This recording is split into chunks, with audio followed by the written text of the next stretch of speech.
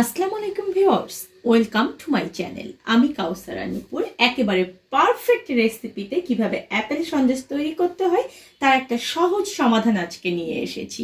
অনেকেই আমাকে রিকোয়েস্ট করেছে অ্যাপেল সন্দেশের জন্য, আর তাই তাদের জন্যই কিন্তু আজকে আমার এই পারফেক্ট রেসিপিটা। এটা একেবারে ন্যাচারাল অ্যাপেলের মতো দেখতে, দেখুন, এবং এর টেস্ট কিন্তু অসাধারণ সুন্দর। আপনারা অবশ্যই ঘরে এটা ট্রাই করবেন আর কেমন হলো সেটা আমাকে জানাবেন। আসুন দেখে নেই কিভাবে এই অ্যাপেল সন্দেশটা খুব সহজে মাত্র 15 মিনিটে তৈরি করে ফেলা যায়।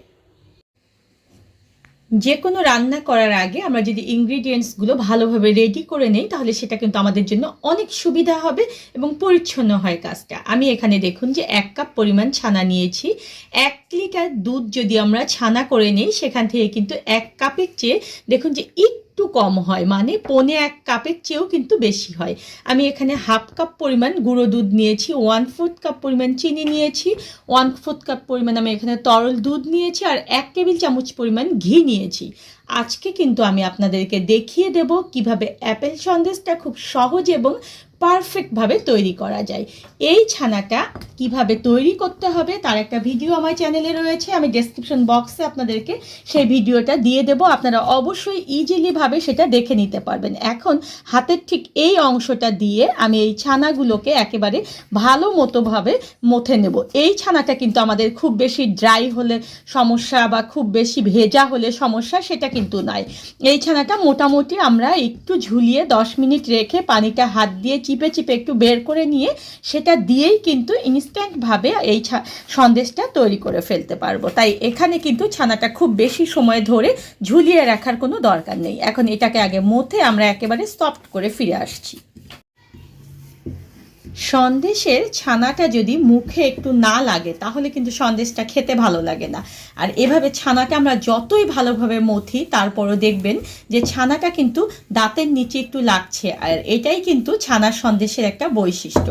দেখুন ছানাটা আমি খুব সুন্দরভাবে কিন্তু একেবারে মথে নিয়েছি, এটা প্লেটের গা থেকে একেবারে সুন্দর মতো লেগে এসেছে। ঠিক এই প্রসেসেই কিন্তু আমরা সাদা রসগোল্লা বা সাদা মিষ্টি তৈরি করি। দেখুন এটা কতটা সফট হয়েছে। এখন চলুন আমরা চুলায় চলে যাই। চুলায় ফ্রাইং প্যানটা আমার যখন একটু গরম হয়ে যাবে, দেখুন এখানে কিন্তু কোনো পানি থাকা যাবে না।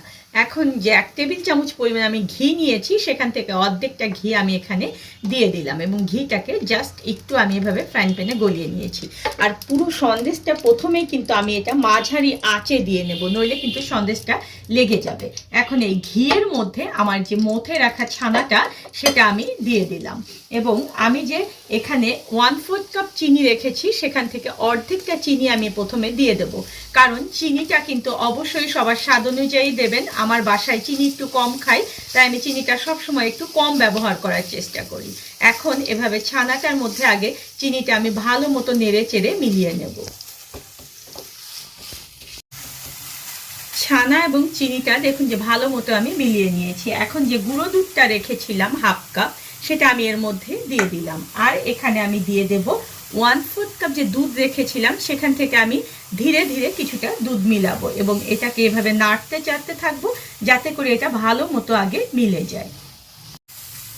দেখুন আমি গুঁড়ো দুধটা একেবারে ভালো মতো মিলিয়ে নিয়েছি। এই পর্যায়ে এসে আপনারা চেখে দেখবেন যে আপনাদের আর চিনি লাগবে কিনা। আমি এখানে দেখলাম আমার আর একটু চিনি দিতে হবে, মানে আমি কিন্তু আগে 1/4 কাপ চিনির অর্ধেক দিয়েছিলাম, আমি সেখানে আরও একটু চিনি দিলাম, মানে আমার দেখুন যে এই পর্যন্ত চিনি আমার বেঁচে গেল। আমি এখানে আর চিনি দেব না।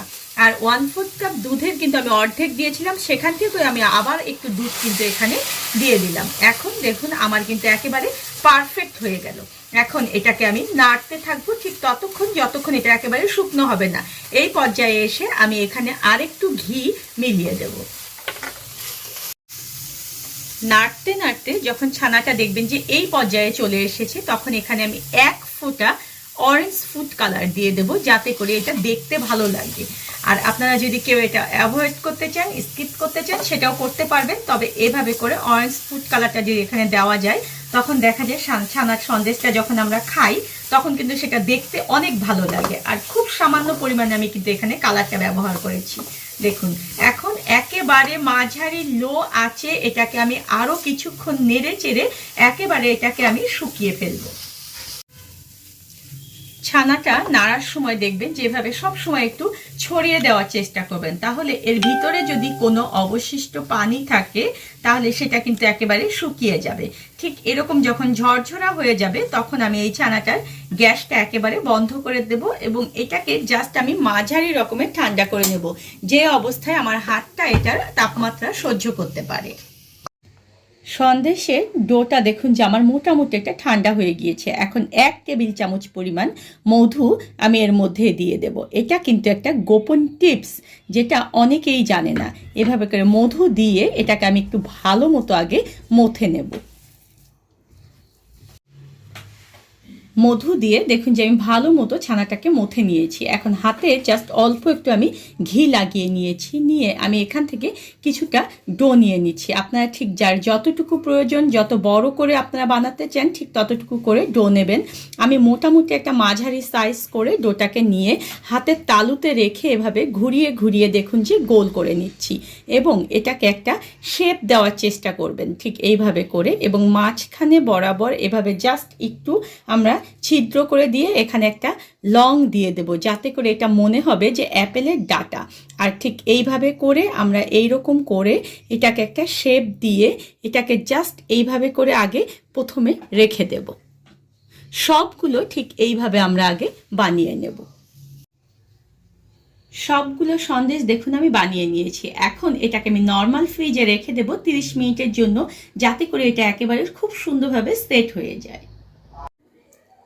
ফ্রিজ থেকে সন্দেশগুলো আমি বের করে নিয়ে এসেছি। এখন একটি করে সন্দেশ এভাবে নিয়ে আমাদের যে তুলিগুলো রয়েছে, চিকন তুলি, রং করার যে তুলিগুলো, ঠিক সেগুলোতে ফুড কালার লাগিয়ে ঠিক এইভাবে করে ফুড কালার দিয়ে পুরো সন্দেশটার গায়ে সুন্দর করে ন্যাচারাল একটা লুক নিয়ে আসার জন্য এভাবে আমরা রং করে দেব। আর আপনারা যদি কেউ অ্যাভয়েড করতে চান ফুড কালার, তাহলে এভাবেও আপনারা খেতে পারবেন, এটাও কিন্তু অনেক ভালো লাগবে। আর এভাবে যখন কালার করে দেওয়া হয় তখন কিন্তু এটা দেখতে অনেক বেশি ভালো লাগে। দেখুন আমি খুব সুন্দর করে দেখুন যে এটাকে কালার করে দিয়েছি। এটা কিন্তু একেবারে ন্যাচারাল যে আপেল, সেই আপেলের মতোই লাগছে। দেখুন ঠিক এরকম আপেলটা আমাদের, এটা ন্যাচারাল আপেল। আর সন্দেশটাও ঠিক দেখুন আপেলের আদলে আমি তৈরি করেছি। ঠিক এইভাবে করে কালার করে আমি সবগুলো সন্দেশ একেবারে পারফেক্টলি কালার করে তারপরে ফিরে আসছি। সবগুলো অ্যাপেল সন্দেশ দেখুন যে আমি অ্যাপেলের যে একটা ন্যাচারাল কালার সেটা নিয়ে এসেছি।